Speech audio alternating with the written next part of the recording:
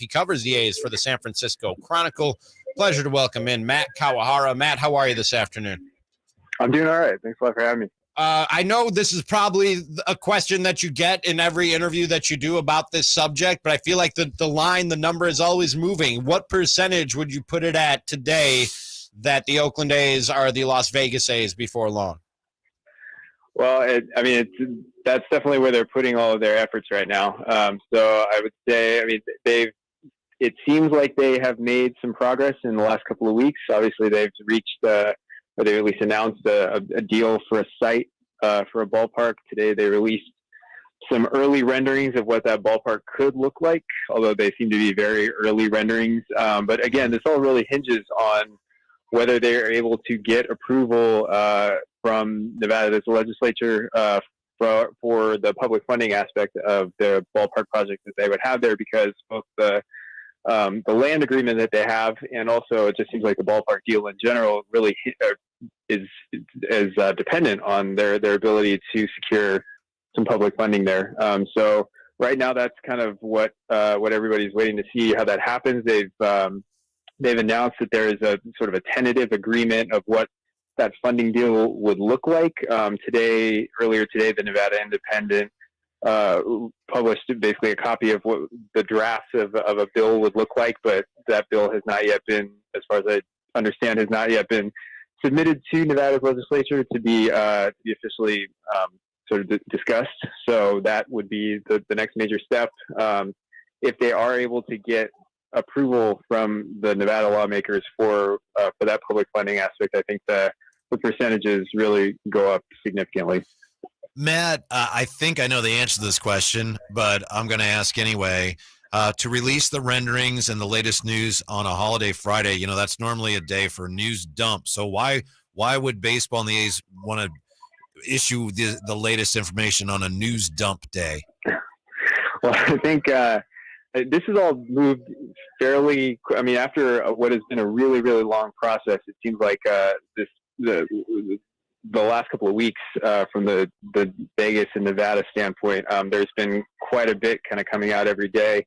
Obviously, this morning, the first thing to come out was that sort of draft language of what the bill would look like, and then maybe an hour and a half or so later, then the A's pump out their renderings. And so I think it's the visual aspect of it. While renderings, take renderings with a grain of salt. They're what they are. The A's released renderings for what a Howard Terminal ballpark would look like several years ago. So they've released renderings before. This isn't a new thing. And again, like we said, these seem to be pretty early renderings of what it would look like. So, but I think it's one way to put this like visually at the forefront of what everybody's thinking of. Like, hey, this is actually maybe starting to crystallize, and this is what it could end up looking like.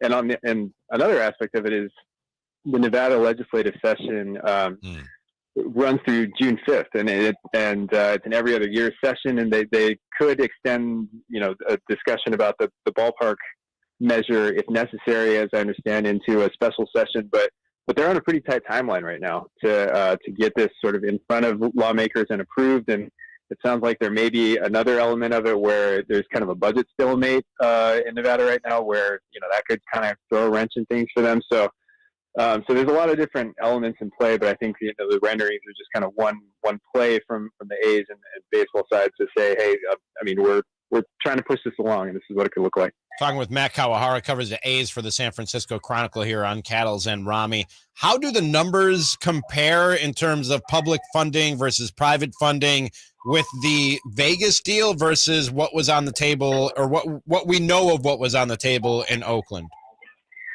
Yeah, so the Oakland, I think, numbers those numbers were moving a little bit, changing a little bit, even up until kind of what the last stretch of negotiations, which obviously ended in the middle of last month, when they announced their initial land deal in Vegas. The sense from the city of Oakland at that point was that the sides were pretty close. They had been in negotiations for a long time, obviously, and the sense was that they were pretty close on what a deal would look like. There was still a question, I think, throughout the last year or so of the Oakland negotiations about a certain amount of dollar figure for offsite infrastructure, but that was going to be a different, really a different looking project, just because that was not only the ballpark, that was the ballpark and a huge development around it, which their initial price tag floated for the entire project was something like $12 billion, whereas in this Nevada deal, it's centered around the ballpark, and it's this $1.5 billion ballpark, and it seems like it's a more concentrated number. So what the Nevada Independent reported this morning was that Nevada is looking to cap their public funding contribution at I think it's $380 million or something like that, which is 380 of that 1.5 suggested number, which that those things can change also, but that's where it stands on that side right now. Matt, it's apparent to me, given the way the commissioner is behaving on this and the things we've heard from MLB, it's apparent to me that the other owners are probably behind this. Of course, we'll know more when they vote. Is it possible that, as much as it breaks the heart of A's fans, that maybe baseball's owners have gotten weary of the attendance and ballpark issues that have dragged on in Oakland, and have made that franchise a team that is a revenue sharer? Are owners just tired of dealing with the Oakland situation?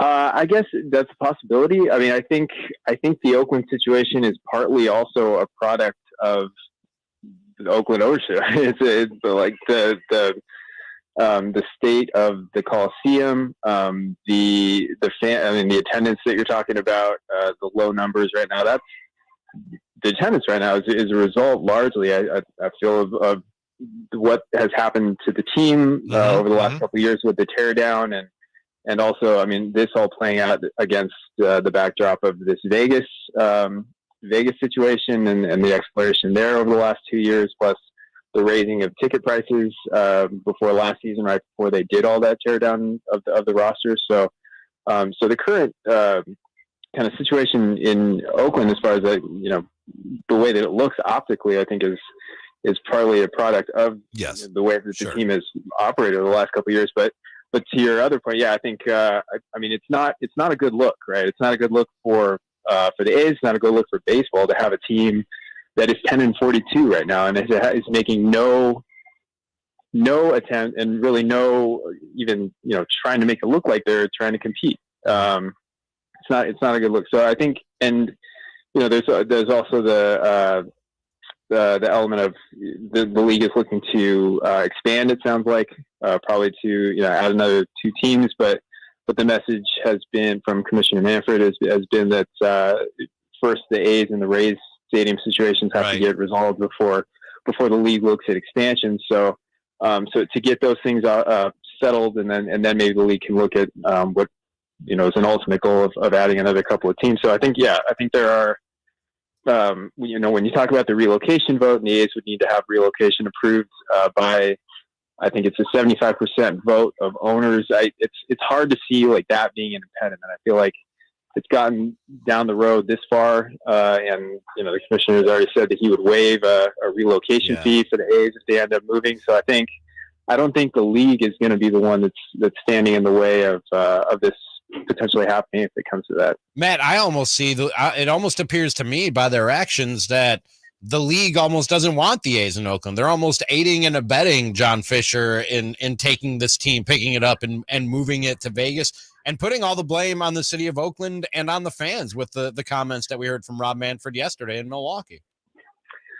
I mean, it is interesting to see you mentioned the revenue sharing element where the A's are in a market where they would not normally be receiving revenue sharing, because the Bay Area is one of the biggest media markets in the country, but it's pegged to the fact that they're playing at the Coliseum, and and they were phased out of revenue sharing or receiving those revenue sharing payments before this last CBA was reached, and now they're being phased back in, but that's contingent on their reaching a binding stadium agreement somewhere by January 15th, 2024. Like they don't have a binding stadium agreement somewhere by mid-January of next year, then their revenue sharing status is stripped again. So I mean, that's one. The A's have kind of pointed to that as their timeline of like, hey, we need to have something in place by then, and they've referred to it as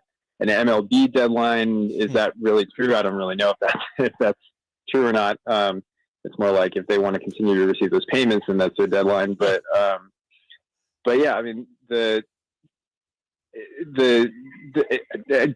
your point, like I think the league does, I'm sure, want to see some resolution about this, but it is interesting just the fact that the A's, like we said, the way that things are operating here right now, it's not really a constructive or a positive look for the league, but yet they are seeming to want to, or at least are acting to help push this forward. So, yeah, I guess we'll see how it turns out. That's Matt Kawahara covering the A's for the San Francisco Chronicle, and our guest for the last few minutes here on Sactown Sports. Really appreciate the time and the insight, Matt. Appreciate it. Thank you. Yeah, thanks a lot. Appreciate it. And he joins us on the Folsom Lake Honda Hotline. Folsom Lake Honda, your one-stop Honda shop. Yeah, the jig is up in mid-January. Is basically what the A's are saying. We can't keep reaching in the pockets of other major league owners